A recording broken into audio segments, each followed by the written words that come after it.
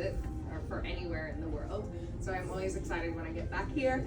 And yeah, Ed and I don't know, we also further kicked off our little wine romance, I guess, because Ed also loves Spanish wines, and we just, I don't know, just fell down that rabbit hole. And I feel like Ed has one of the best curated, like smallest wine section, but amazing curated wine section.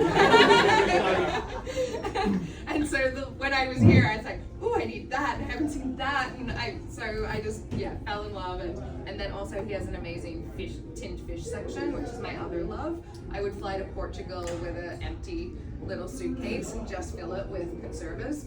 And so I feel like Ed and I are soulmates from somewhere.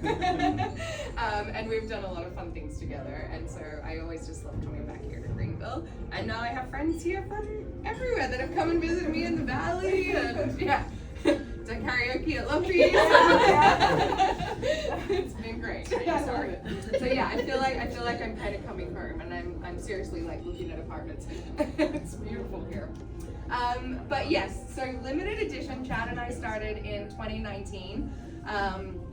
We launched during COVID, which was fantastic. But yeah, the only sort of outlet we had to the world was, social media, and to be so excited about the wines that we were releasing and making and not be able to connect with any of you. Like, one of the best things about being a creator and a maker is that when I get to come into these markets and share the wines with people, I get like an immediate reaction from them, and I can, that informs me for the next vintage as well, and the considerations.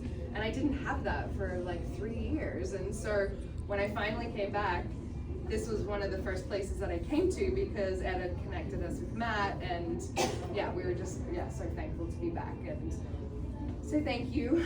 And we've grown. We just did our 5th vintage together, so limited edition is now 5 years old, and that's exciting for us.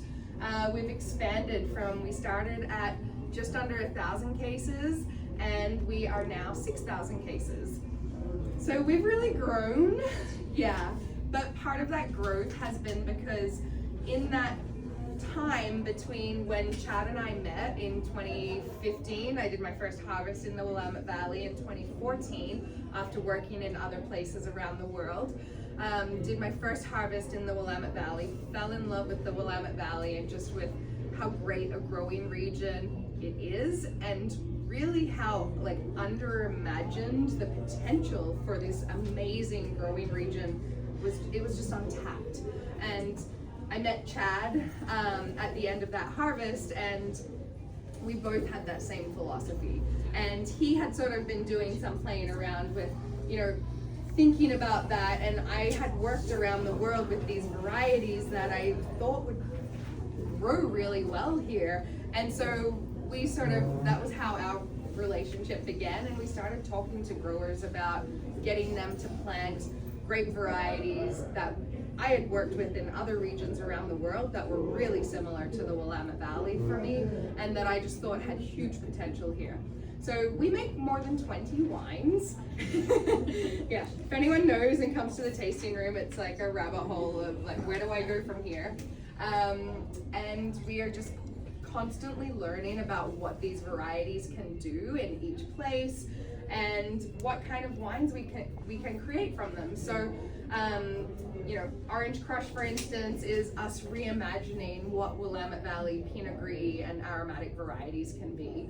And we've got a Petnat Menthea Rosé, and from the first Menthea grapes that were planted in the valley. So I'll tell all the stories about those as we go through tasting them, but I know you're all thirsty, so please do not stop me from drinking, drink in front. It's good. Yeah. Cheers, everyone. Cheers, y'all. Cheers. Cheers.